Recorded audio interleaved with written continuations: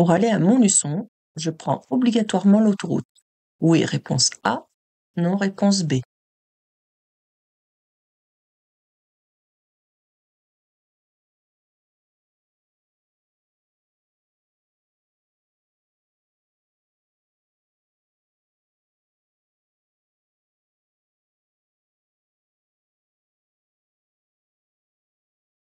Donc pour aller à Montluçon, il faut que j'aille à gauche au giratoire. Et là, vous voyez, il y a deux couleurs. On a possibilité donc de passer par l'autoroute pour aller à Montluçon, donc par la A71, mais aussi par la route, parce qu'il y a aussi un encadré vert. Si ça avait été que par l'autoroute, eh bien, tout ça aurait été bleu uniquement. Donc là, je n'ai pas l'obligation de prendre l'autoroute, j'ai le choix entre les deux possibilités, soit la route, soit l'autoroute. Donc c'était réponse B.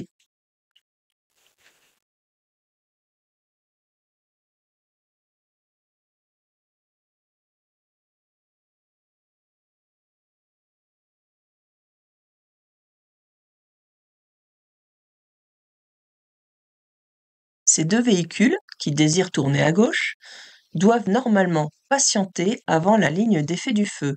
Vraie réponse A, faux réponse B.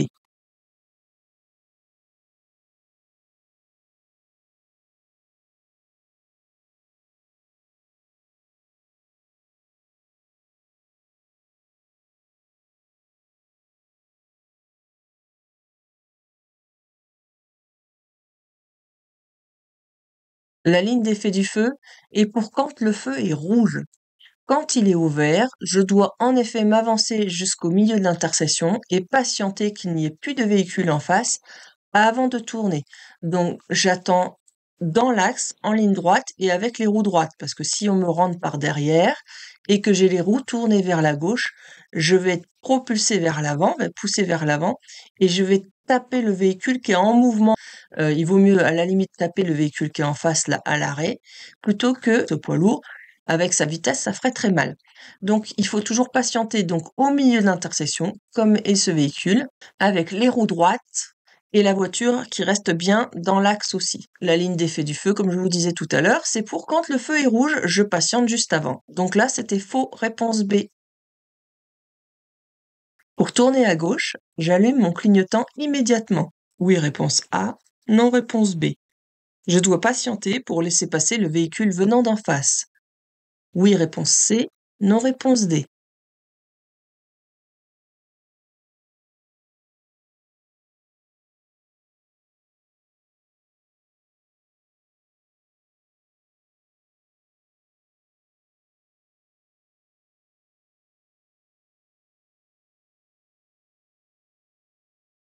On met le clignotant à gauche, à l'avance, pour prévenir ceux de derrière qu'on va ralentir, et aussi ceux qui sont à l'intersection et ceux qui arrivent en face. C'est pour ça que je le mets maintenant. Donc ça, c'était réponse A. Je dois patienter pour laisser passer celui d'en face. Oui. Le temps que j'arrive à l'intersection, celui-ci aura avancé et il sera beaucoup plus proche. Et donc, si je tourne à gauche tout de suite, je vais lui faire un refus de priorité parce que je dois le laisser passer et je ne dois pas le faire freiner non plus. Je ne dois pas prendre de risque, donc je dois passer après le véhicule qui vient en face. Donc, je patiente aussi. Donc, c'était réponse A et C. Dans ce rétrécissement, je passe le premier. Oui, réponse A. Non, réponse B.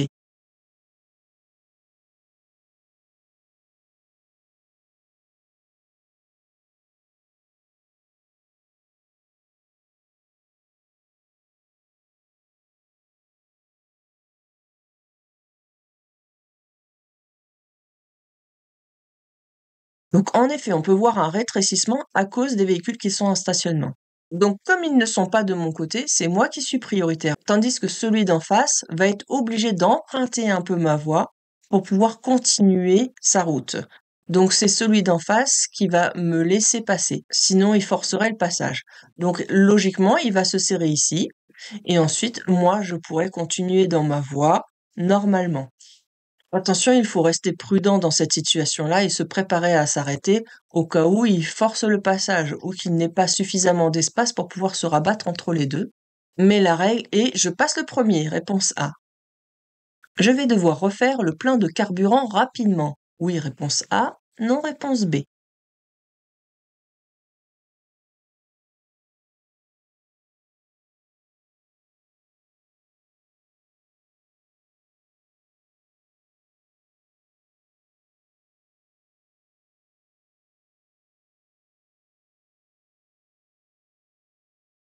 Ça ressemble au symbole de carburant, mais en fait, il y a écrit AdBlue. Donc, ce n'est pas pour le carburant, mais c'est pour la réserve d'AdBlue qui est pour les véhicules diesel uniquement. C'est pour limiter la pollution du véhicule. Ma réserve de carburant, elle est ici. Vous voyez, donc on a aussi le même symbole, mais c'est pas écrit AdBlue. Donc, pour le carburant, on peut voir que je suis à plus de 3/4 de mon réservoir. La partie rouge, c'est la réserve. Donc, j'ai encore le temps d'arriver dans la réserve. Donc, je n'ai pas besoin d'y aller rapidement. Donc, c'était réponse B. Je passe avec prudence, réponse A, ou je m'arrête immédiatement, réponse B.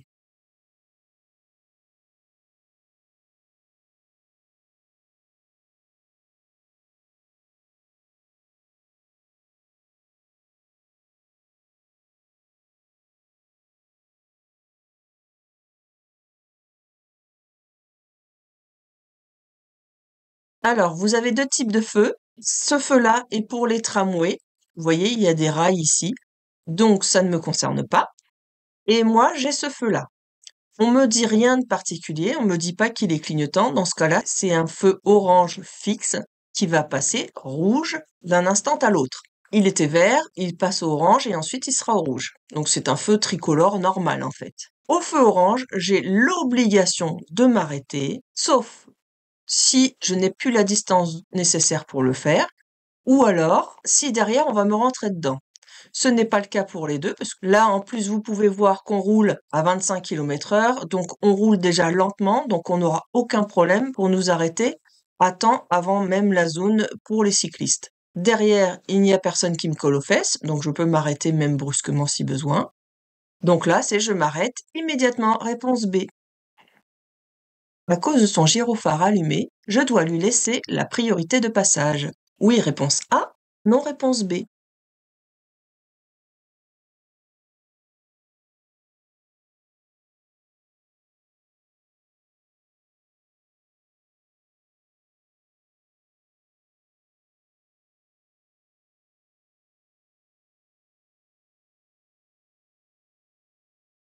Donc, les gyrophares orange sont des gyrophares de service.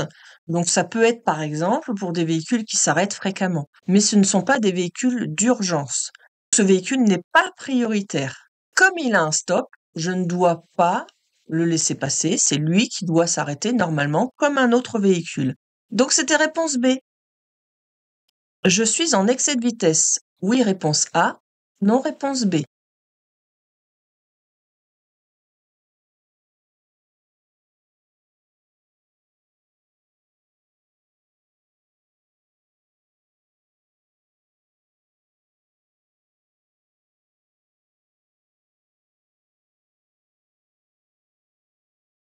Alors, on va observer. On peut voir ici qu'il y a le cartouche qui nous dit A5. Donc, on est sur l'autoroute A5. Donc, puisque nous sommes sur l'autoroute, nous sommes limités à 130 km/h. Attention, si on me dit rien de particulier, n'oubliez pas que vous êtes comme un conducteur qui a fini sa période probatoire, donc de 2 ans ou 3 ans en fonction de en fonction de si vous avez fait la conduite accompagnée ou pas. Bref, vous n'avez pas les limitations de vitesse de jeunes conducteurs. Pour qu'il y ait ces limitations de jeunes conducteurs à appliquer, il faudrait que ce soit précisé dans la question. Donc, comme on vous dit rien, là, vous êtes comme un conducteur, par exemple, qui a 10 ans de conduite. Donc, je suis limité à 130 km/h ici. Je roule actuellement à 95 km/h, donc là, par rapport à ça, je ne suis pas en excès de vitesse. Ne vous faites pas avoir par cet ensemble de panneaux qui vous dit que si vous allez à droite, dans la voie de droite, grâce au panonceau, vous serez limité à 50 km/h parce qu'il y aura un virage dangereux. Donc c'est uniquement ceux qui sont dans cette voie-là, comme ce véhicule ici. Donc cette limitation ne me concerne pas puisque je ne suis pas dans cette voie-là. Moi, je continue tout droit, je suis sur l'autoroute, donc c'est 130 km/h, je ne suis pas en excès de vitesse. Réponse B. Je peux aller à gauche, réponse A, tout droit, réponse B, à droite, réponse C.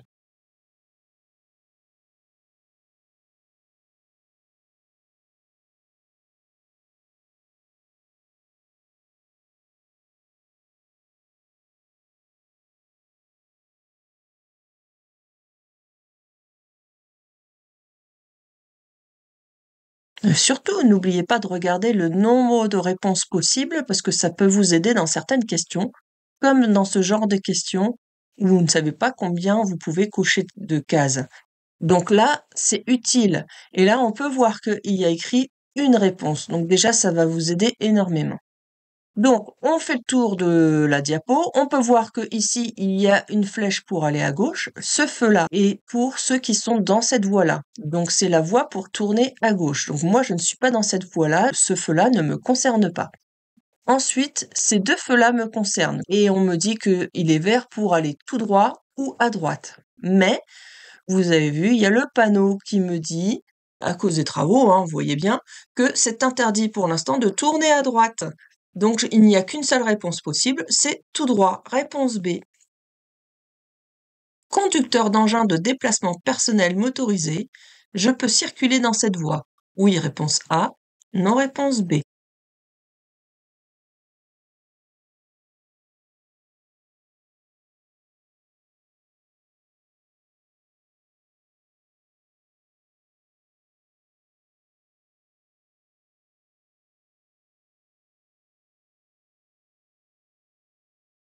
Donc, je rappelle au nouveau que vous avez aussi des questions qui concernent maintenant les autres usagers de la route, et donc ça peut être vu d'un autre usager de la route.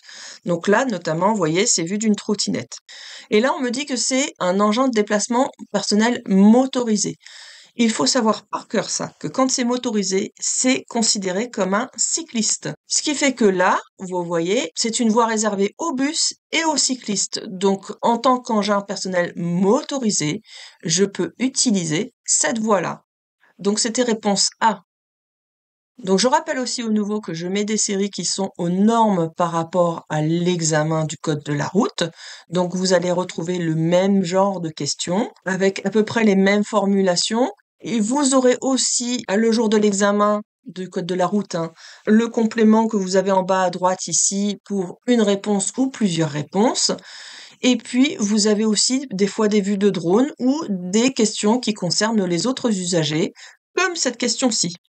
Pour ne pas louper mes vidéos suivantes, n'oubliez pas de vous abonner et puis d'activer surtout la cloche de notification, comme ça vous serez prévenu dès que j'ai une vidéo qui est en ligne, j'en mets très fréquemment. Et si vous appréciez mes explications, mettez-moi un like, ça c'est pour me faire plaisir.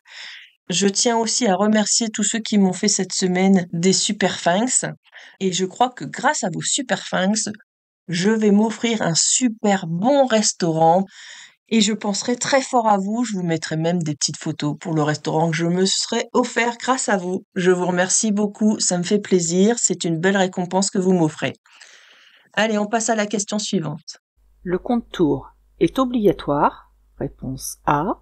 Permet de connaître la vitesse du moteur. Réponse B.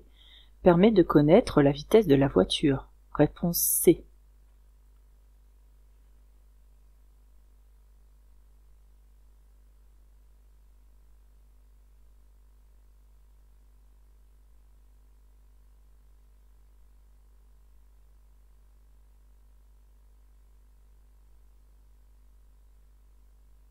Le contour n'est pas obligatoire. Sur certaines voitures, il n'y en a pas.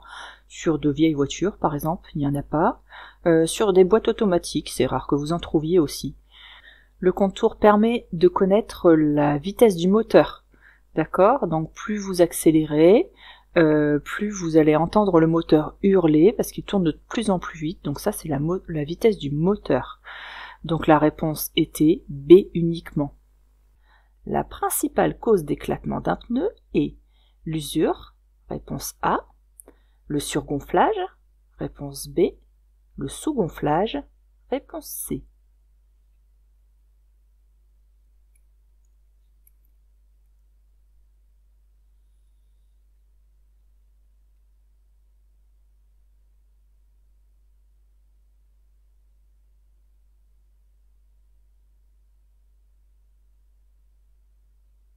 Alors, une usure importante diminue fortement l'adhérence du véhicule et ça fragilise aussi le pneu. Alors, le surgonflage, lui, il augmente l'usure au centre de la bande. Le sous-gonflage, ça provoque un écrasement et même un petit peu un pincement du flanc du pneu et à terme, ça provoque un éclatement. Et ça, c'est la cause principale, la plus fréquente des éclatements. Donc, c'était la réponse, c'est le sous-gonflage. En cas d'accident, j'avertis les secours depuis mon téléphone portable. En composant le 911, oui, réponse A, non, réponse B.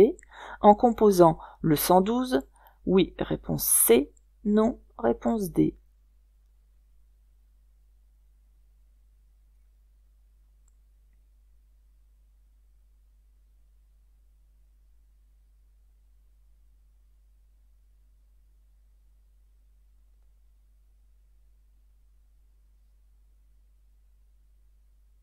Pour avertir les secours avec le téléphone portable, il y a un chiffre à retenir, c'est le 112, obligatoirement. Donc là, le 911, c'est pas le bon numéro, c'est réponse B, et le 112, oui, réponse C. Le panonceau 50 mètres concerne le panneau d'obligation, oui, réponse A, non, réponse B. Le panneau d'interdiction, oui, réponse C, non, réponse D.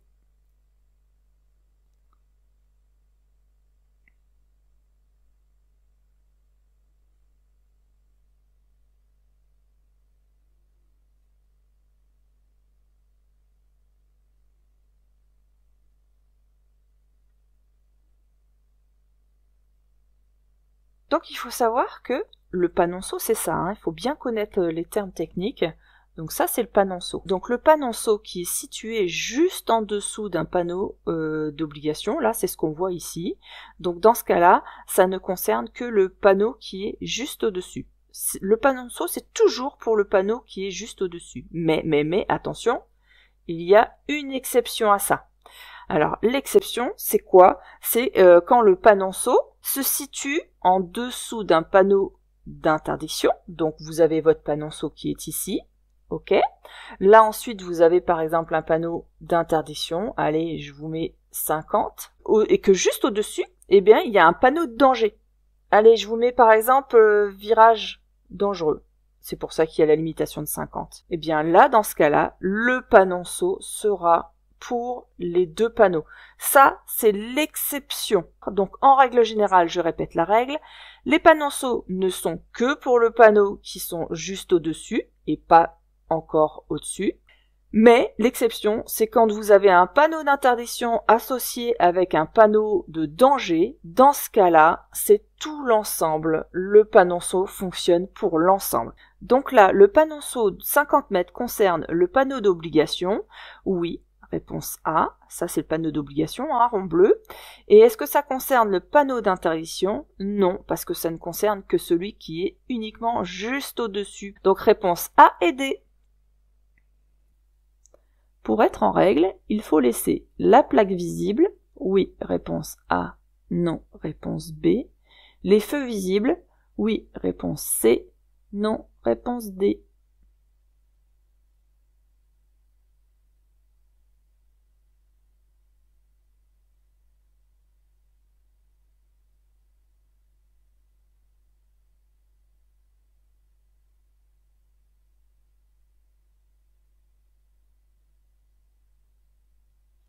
Donc un vélo, comme ça, fixé à l'arrière, ne doit en aucun cas cacher les feux, les clignotants, les feux stop, parce que le véhicule qui est derrière, dans ce cas-là, il ne connaîtra pas notre intention, ou il ne verra pas que je freine, et il risque d'être surpris. Donc c'est dangereux. Et je dois aussi laisser la plaque visible pour les forces de l'ordre. Donc là, pour être en règle, il faut laisser la plaque visible, oui, réponse A, les feux visibles, oui, réponse C. Ce voyant s'allume en circulation, il indique un manque de pression d'huile. Oui, réponse A. Non, réponse B. Je m'arrête immédiatement. Oui, réponse C. Non, réponse D.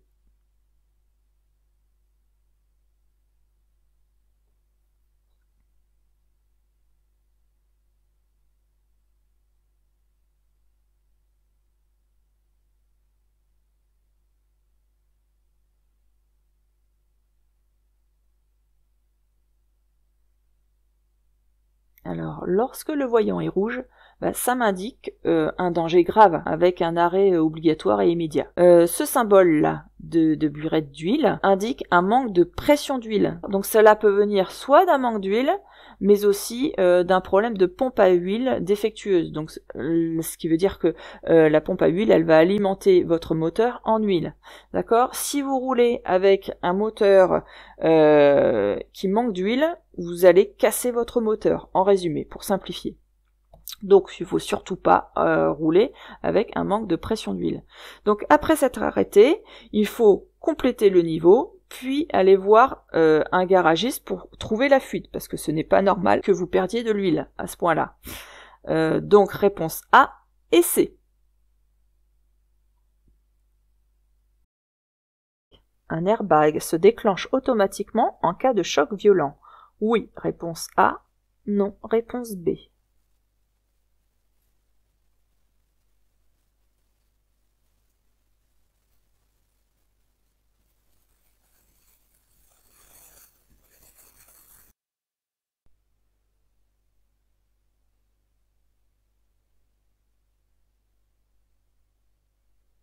L'airbag se déclenche quand il y a un choc violent. Par exemple, si le pare-choc a été enfoncé, il y a des petits détecteurs sur les côtés, et donc ça va toucher les détecteurs, et ça va déclencher l'airbag. Donc là, c'était réponse A.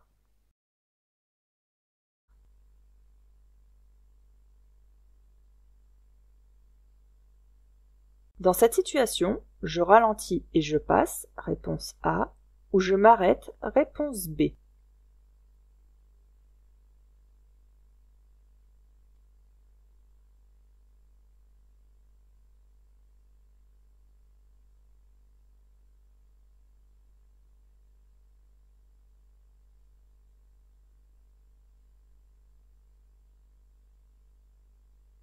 Alors si on revient en arrière, on peut constater qu'il n'y avait aucun panneau de signalisation. Il n'y avait pas non plus de marquage au sol.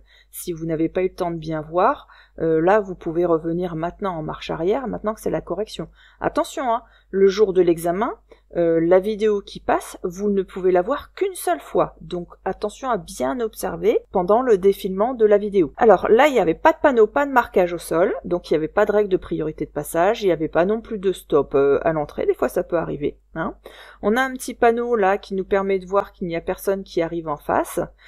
Évidemment, donc on va passer, mais on va ralentir au cas où il y en a quand même un qui arrive au dernier moment parce que la visibilité dans le miroir n'est pas superbe et en face, ce n'est pas large du tout. Donc il vaut mieux, dans ces cas-là, ralentir aussi. Donc là, c'était réponse A, je ralentis et je passe. Par rapport à un moteur chaud, un moteur froid consomme beaucoup moins, réponse A, autant, réponse B, beaucoup plus, réponse C.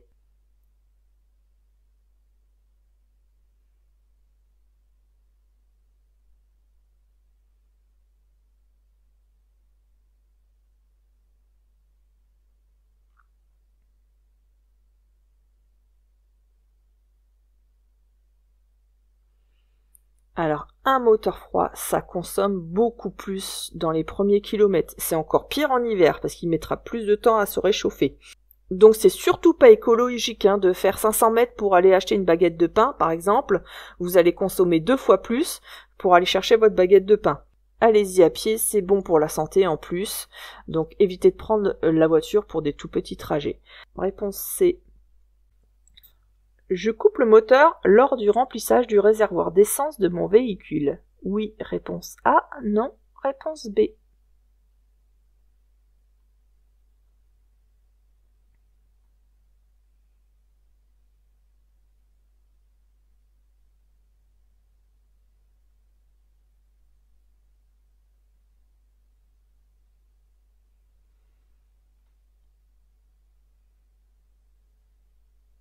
C'est important de respecter des précautions de sécurité quand vous remplissez votre réservoir d'essence. Il y a 3 choses à faire obligatoires. Il faut impérativement couper le moteur, ne pas fumer et éviter d'utiliser son téléphone portable parce que ça peut provoquer des risques d'étincelles et donc d'explosion à cause des émanations d'essence. Pourquoi ? Parce que l'essence est un liquide inflammable et ça dégage des vapeurs explosives. Ça peut provoquer un drame. Donc là, c'était réponse A. sur une route vallonnée, je peux actionner le régulateur de vitesse, réponse A, le limiteur de vitesse, réponse B.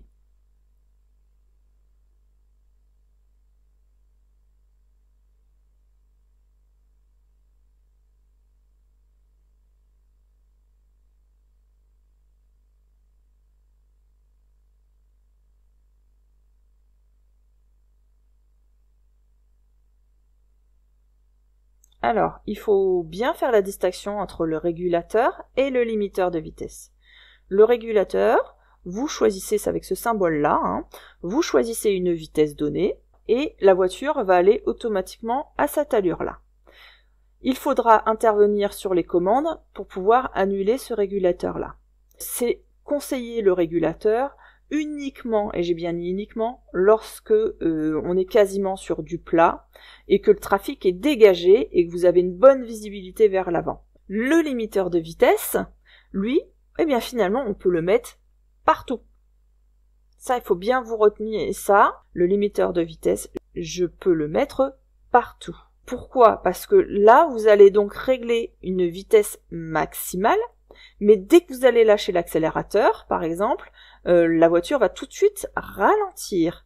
Vous allez aussi freiner si vous voulez, et puis quand vous allez réaccélérer, la voiture ne dépassera pas la limitation de vitesse qui a été donnée au départ. Mais c'est comme si vous conduisiez normalement et que votre voiture n'est pas capable de dépasser la vitesse que vous avez donnée, tout simplement. Et en plus, pour ça, c'est simple aussi de la désactiver. Quand vous allez accélérer à fond, ça va désactiver temporairement votre limiteur de vitesse. Donc retenez bien, le régulateur, je peux le mettre que lorsque le trafic est pas très important, sur une route qui n'est pas non plus trop vallonnée ni trop sinueuse, sinon alors encore moins sur une route de montagne, hein, et puis à peu près sur le plat. Donc en fait l'idéal c'est l'autoroute. Le limiteur de vitesse, je peux le mettre partout. Ok? Donc là c'est réponse B. Les phares directionnels adaptatifs se situent à l'avant d'un véhicule, réponse A, à l'arrière d'un véhicule, réponse B.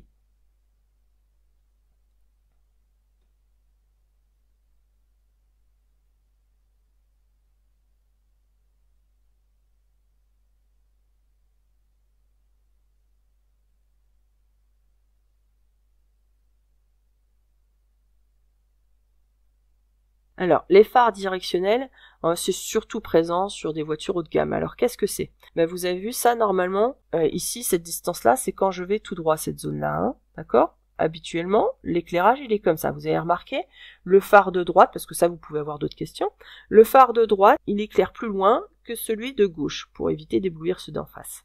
Donc, ça éclaire droit. Et quand je prends un virage, du coup, si ça éclaire droit, j'ai pas de visibilité sur ce qui va m'attendre de l'autre côté du virage la nuit.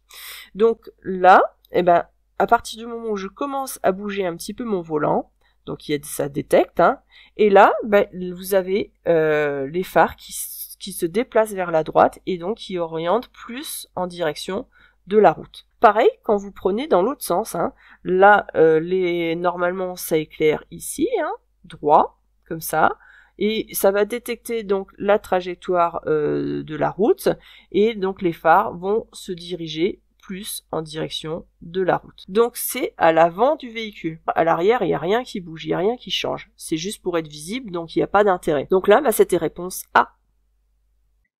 Généralement, le régulateur de vitesse se désactive.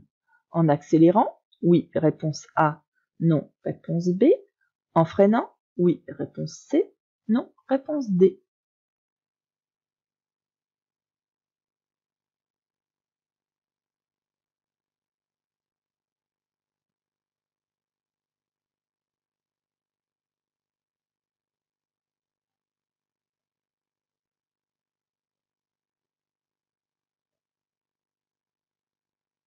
Le régulateur, donc ça permet de maintenir une allure que vous avez choisie, en choisissant l'allure que vous voulez, et après vous ne touchez plus aux pédales, et la voiture va se maintenir à la vitesse que vous avez demandée.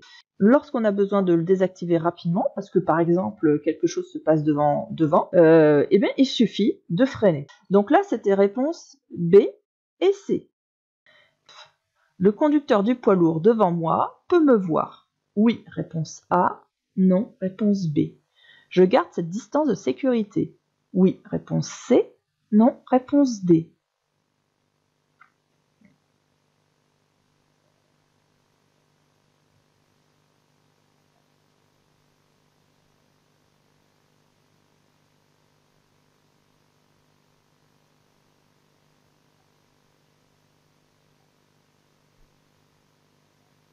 Alors, on me demande si le conducteur du poids lourd devant moi peut me voir. Pour savoir s'il peut me voir, je dois voir ses rétroviseurs, ici et là. Et là, eh bien, on ne voit rien. On ne voit pas de rétroviseur. Donc, si je ne vois pas ses rétroviseurs, lui ne peut pas me voir. Donc là, c'était déjà réponse B. Ensuite, est-ce que je garde cette distance de sécurité? Alors, vous avez vu, on est à l'arrêt. On est à 0 km/h. On est dans un bouchon. Quand on est à l'arrêt, on doit voir le véhicule de devant, on doit voir ses roues toucher le sol. Donc là, c'est le cas. Mes distances de sécurité sont correctes. Donc c'était réponse B et C. Je peux dépasser. Oui, réponse A. Non, réponse B.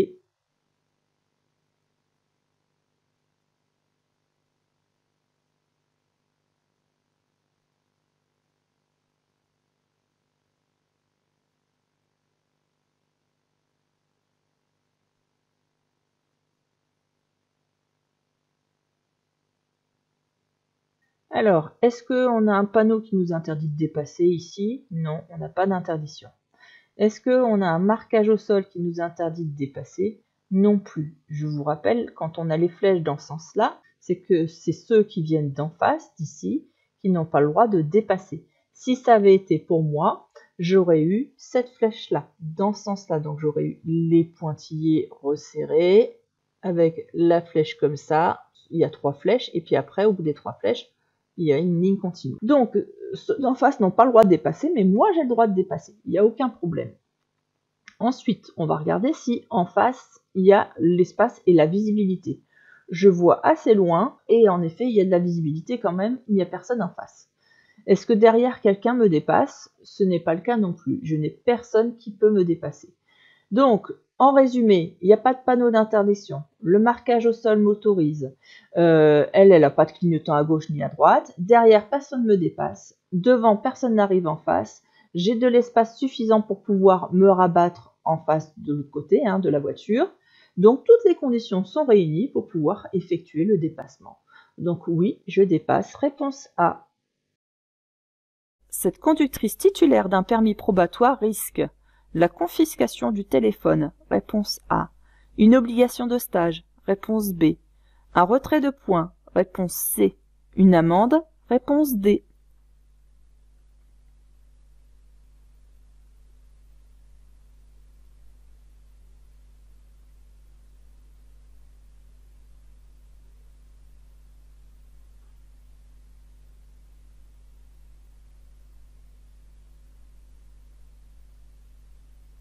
On ne risque pas la confiscation du téléphone, mais on risque un retrait de points avec une amende.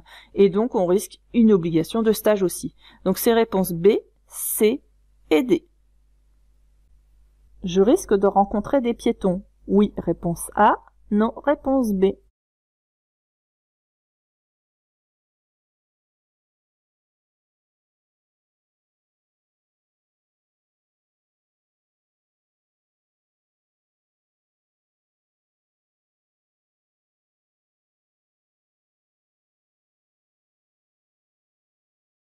Alors, qu'est-ce qu'on peut voir? On peut voir qu'on est sur une route à circulation rapide, on a 2 chaussées séparées par un terre-plein central. Donc, c'est normalement une route à accès réglementé quand même, où les piétons sont interdits. Mais là, on constate quoi? D'ailleurs, ça nous le dit, qu'il y a un véhicule devant qui est en panne, et qui va se faire remorquer. Et il y a des plots qui ont été mis par sécurité. Là, il y a forcément des agents qui interviennent, soit pour régler la sécurité, soit pour dépanner la personne. Et donc ces agents-là, c'est possible qu'ils soient sur la route pour pouvoir monter dans leur véhicule ou faire monter le véhicule sur la remorque ou ceux qui travaillent pour aller chercher les plots. Donc c'est possible qu'on ait des piétons sur cette route-là. Donc là, c'était réponse A. Lors d'un départ à froid, il est préférable de faire chauffer le moteur à l'arrêt, réponse A, de rouler en douceur dès qu'il tourne, réponse B.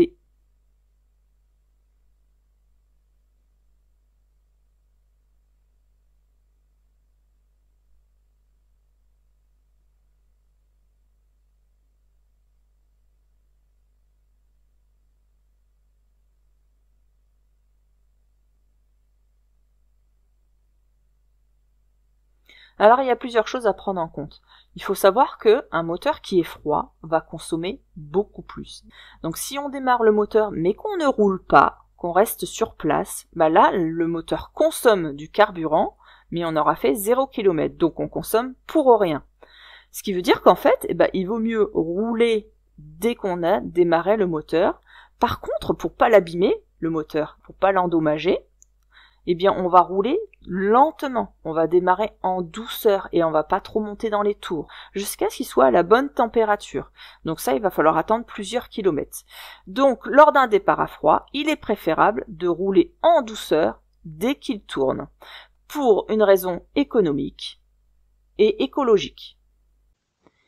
Avant d'entrer dans un tunnel, je m'assure que je suis autorisé à le traverser. Réponse A. Qu'il me reste assez de carburant pour le traverser. Réponse B. Je mets les feux de position seuls. Réponse C. Les feux de croisement. Réponse D.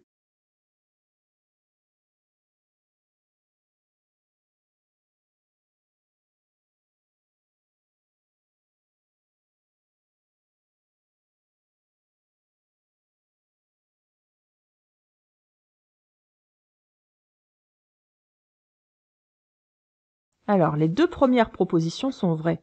En effet, avant d'entrer dans un tunnel, on doit toujours s'assurer qu'on a autorisé à le traverser. Comme ici, vous avez vu, vous avez des flèches vertes. Si on ne pouvait pas, ça serait une croix rouge. Parce que s'il y a un accident à l'intérieur, c'est pour éviter tout risque de suraccident ou éviter que toutes les voitures prennent feu et que ça se propage, par exemple. Ensuite, donc, je m'assure aussi que j'ai assez de carburant pour le traverser, pour ne pas tomber en panne à l'intérieur. Ça deviendrait dangereux pour toute la circulation autour de nous. Donc réponse A et B, ça c'est bon. Et ensuite, qu'est-ce que je mets comme feu? Bien là, quand vous avez ce panneau-là, ça veut dire que vous êtes obligation, de mettre vos feux de croisement. Donc c'était A, B et D. En rentrant dans cette agglomération, j'ai le droit de rouler en feu de route, réponse A, en feu de croisement, réponse B, en feu diurne seulement, réponse C.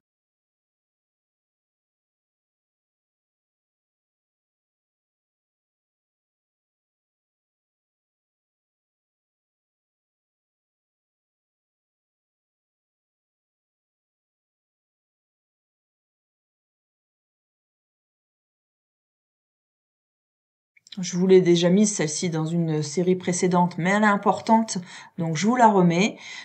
Donc là, on rentre en agglomération et c'est souvent ça qui vous induit en erreur. Donc si vous faites des erreurs sur tout ce qui est éclairage, allez voir les séries que j'ai faites exprès pour. Donc vous cliquez là-dessus et vous aurez toutes les informations là-dessus pour réviser tout ça et ne plus faire d'erreurs. N'hésitez pas à y aller. Alors, là, le critère, c'est surtout pas de se dire je rentre en agglomération, donc je peux pas mettre mes feux de route. C'est pas vrai. Les deux seules conditions pour pouvoir mettre les feux de route, c'est qu'il y ait personne qui arrive en face pour pas l'éblouir, et aussi qu'il n'y ait pas de lampadaire d'allumer. Donc là, on observe, il n'y a pas d'éclairage. D'ailleurs, vous verrez de plus en plus de communes où il n'y a plus d'éclairage la nuit pour éviter tout ce qui est pollution visuelle pour les oiseaux, mais aussi pour l'écologie et l'économie. Donc là, à partir du moment où je n'ai pas d'éclairage et personne en face, je peux mettre mes feux de route. Et c'est même pas je peux, c'est je dois. Quand j'ai la possibilité de mettre mes feux de route, je dois mettre mes feux de route. Bon, ça, je vous en parle dans les vidéos que vous avez en annexe. Donc, n'hésitez pas à regarder. Donc, c'était réponse A. Cette voiture risque de déborder dans ma voie. Oui, réponse A. Non, réponse B.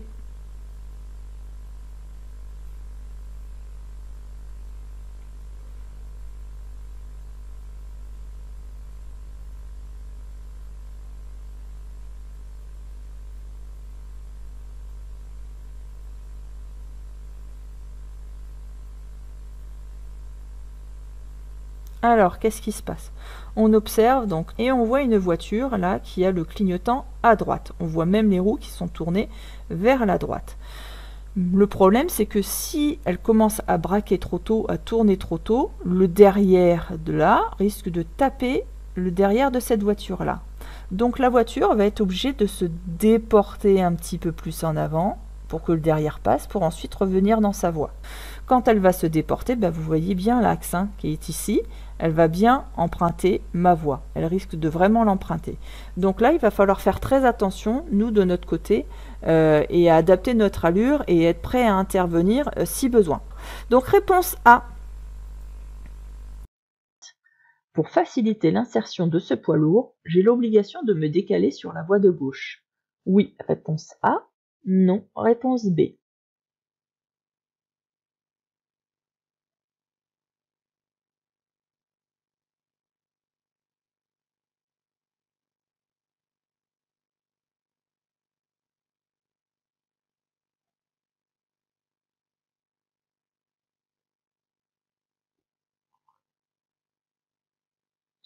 Alors là, si on observe, ça c'est une voie d'insertion. Donc en règle générale, dans une voie d'insertion, on va accélérer pour avoir la même allure que les autres, pour pouvoir après s'insérer entre deux véhicules. Et il y a là une règle de courtoisie, on va dire, qui est de faciliter le passage aux autres. C'est du savoir-vivre en fait. Mais ce n'est pas obligatoire. Je n'ai pas l'obligation, parce que là on me écrit bien, est-ce que j'ai l'obligation de me décaler? Non, ce n'est pas obligatoire. Donc évidemment, si je peux le faire en toute sécurité, je le ferai, mais je ne suis pas obligée. Donc c'était réponse B. Un bébé de 5 kg peut voyager dos à la route. Oui, réponse A. Non, réponse B. Face à la route. Oui, réponse C. Non, réponse D.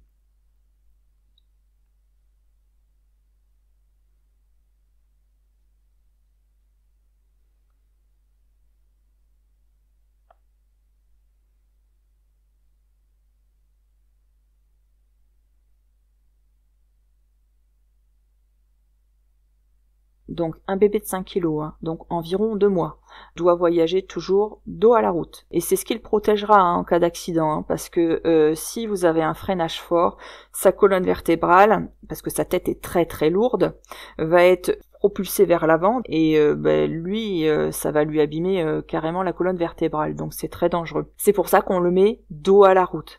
Donc dos à la route, oui, réponse A. Face à la route, surtout pas, pour éviter les lésions irréversibles. Donc là, c'est réponse A et D. Sur le plat, je stationne sans le frein de parquage. Oui, réponse A. Non, réponse B.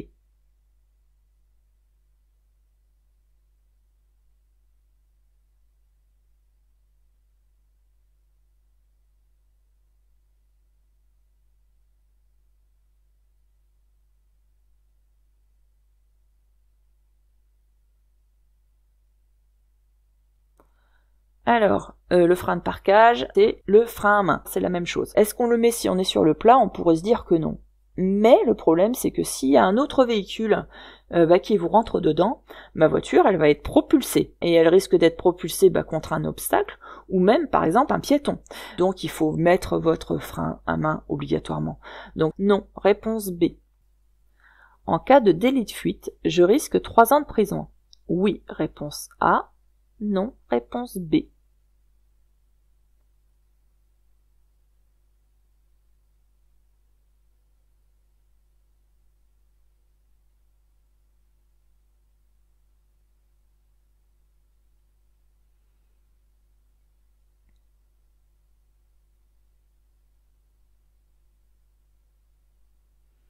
Donc qu'est-ce que c'est qu'un délit de fuite? C'est lorsque vous avez eu un accident, que ce soit corporel ou matériel uniquement, et que vous prenez la fuite. Ça, c'est un délit de fuite. Donc en cas de délit de fuite simple, je risque jusqu'à 3 ans de prison. Donc là, c'était réponse A. Avant de monter dans le véhicule, il est préférable d'en faire le tour. Oui, réponse A. Non, réponse B.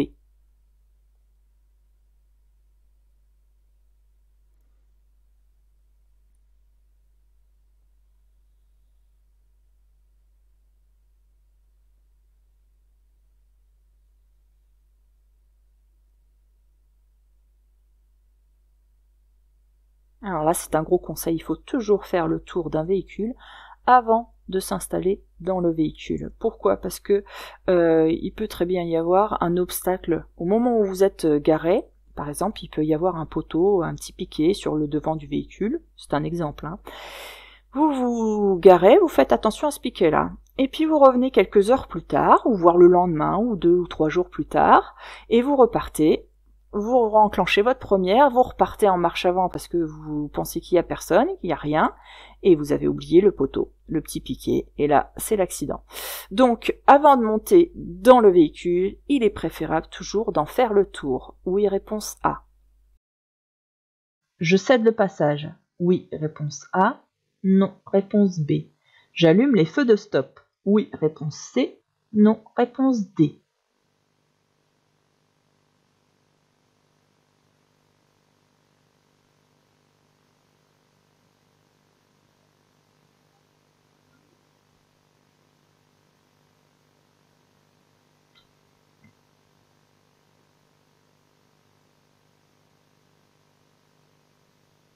Alors, qu'est-ce qui se passe?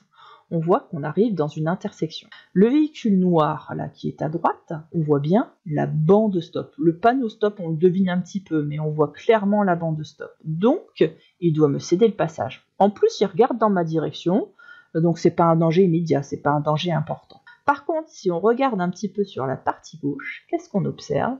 Eh bien, un piéton qui est engagé sur le passage piéton. Je dois donc lui céder le passage obligatoirement, hein, je dois lui céder le passage. Donc même si je roule déjà lentement, vous avez vu derrière qu'est-ce qui se passe? Il y a un véhicule qui est assez proche.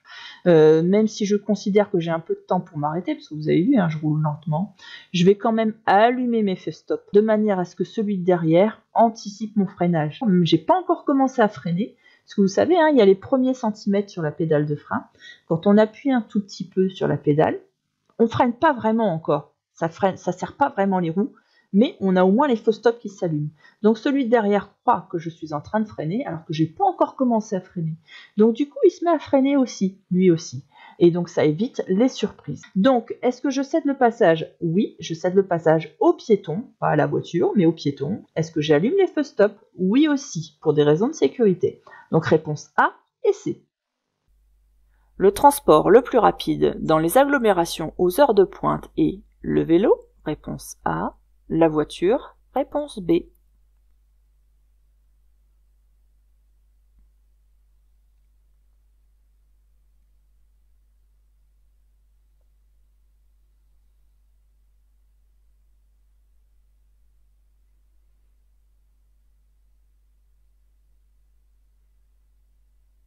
Et bien pour vous donner une idée, dans les bouchons, en voiture, il nous faut à peu près 27 minutes pour parcourir 3 km, 18 minutes en transport en commun, ça met 12 minutes en vélo. Donc réponse A. Cette commande permet d'ouvrir le capot moteur, réponse A, le coffre, réponse B, la trappe à carburant, réponse C.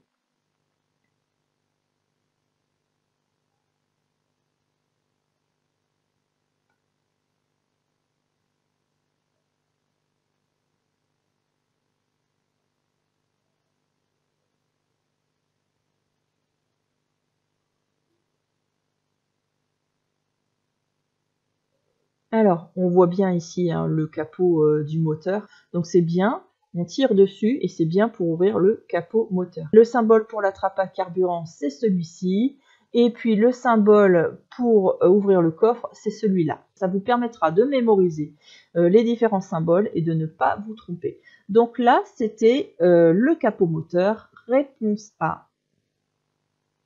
Pour assurer la sécurité, je klaxonne, réponse A. Je fais clignoter les feux stop, réponse B. Je ralentis, réponse C.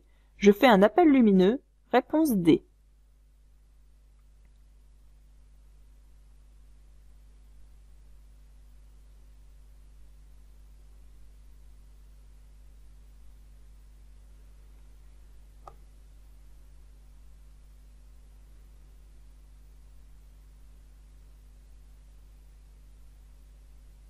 Là, on peut voir qu'il y a un chat sur le trottoir de droite et il regarde l'enfant. L'enfant regarde le chat aussi, vous avez vu. Mais que vont-ils faire? Est-ce qu'ils vont traverser? On ne sait pas. Donc là, c'est un danger immédiat, imminent. Si je klaxonne, je risque de faire peur au chat et il risque de se mettre à traverser n'importe comment, et là la situation va pas s'améliorer. Si je fais un appel lumineux, il ne me regarde pas, et puis ça m'étonnerait que l'enfant comprenne le message. Peut-être que l'enfant va se dire « Ah c'est bon, il m'a vu, je peux aller chercher mon chat », on sait pas, et puis le chat lui il va pas comprendre ce que veut dire un appel lumineux. Donc déjà pour la A et la D, on oublie. Ensuite, est-ce que je fais clignoter les feux stop? Si on regarde dans le rétroviseur, on voit qu'il y a un véhicule qui est assez proche, et moi je vais ralentir parce que là c'est un danger. Donc je vais prévenir celui de derrière que je vais ralentir. Donc c'est bien de faire clignoter les feux stop. Donc vous faites des petits appuis sur la pédale pour prévenir que vous allez certainement vous arrêter si les enfants traversent. Donc c'était réponse B et C.